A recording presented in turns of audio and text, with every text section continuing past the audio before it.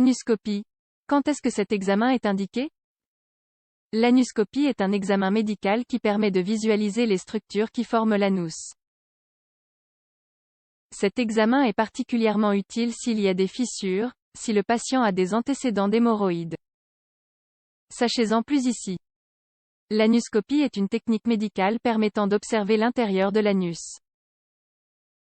Grâce à cette technique, il est possible d'observer le canal anal ainsi que la partie finale du rectum, soit la partie finale du gros intestin.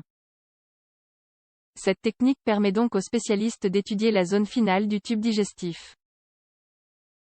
Pour cette technique, un anuscope est nécessaire. Il s'agit d'un tube fin et flexible que l'on introduit dans l'anus du patient avec, généralement, une lampe halogène afin que la zone soit éclairée. Il est également possible de joindre à cet instrument un câble de fibre optique pour une meilleure visibilité des parois du tube.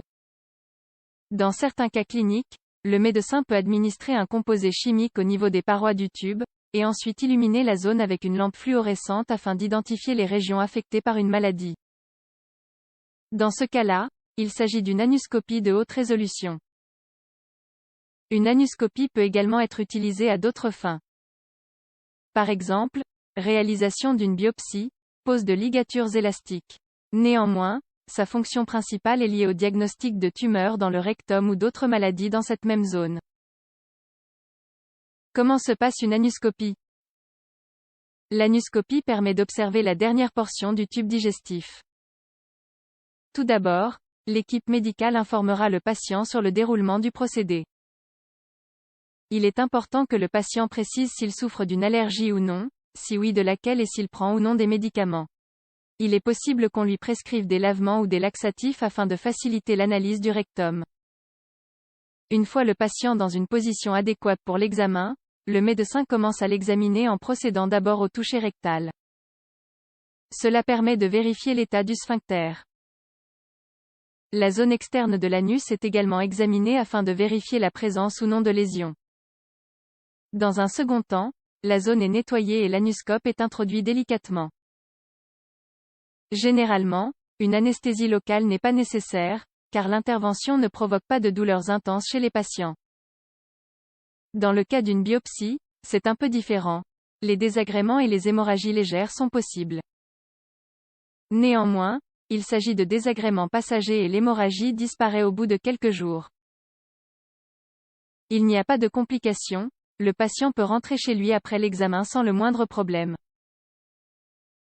S'agissant d'une technique de visualisation, les résultats de l'anuscopie sont immédiats.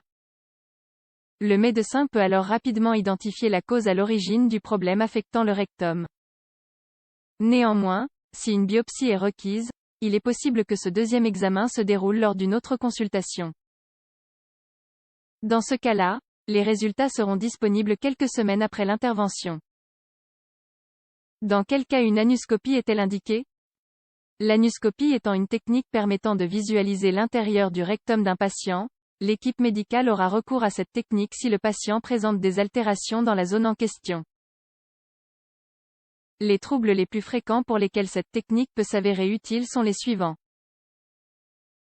Un polype, un abcès, le développement d'un cancer dans la zone, le virus du papillome humain, VPH, d'autres altérations ou blessures localisées dans le rectum, des fissures. Les fissures peuvent provoquer des désagréments et des hémorragies, des hémorroïdes. Elles provoquent généralement une certaine sensation d'inconfort. Lorsqu'il n'est pas possible de les localiser depuis l'extérieur, les médecins ont généralement recours à ce procédé. Les spécialistes peuvent avoir recours à une anuscopie lorsqu'une biopsie dans cette zone est nécessaire.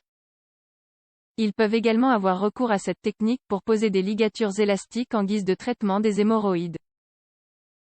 Dans certains cas, le recours à une anuscopie n'est pas recommandé. C'est le cas, par exemple, en cas d'une crise d'hémorroïdes ou encore pendant le développement d'une infection.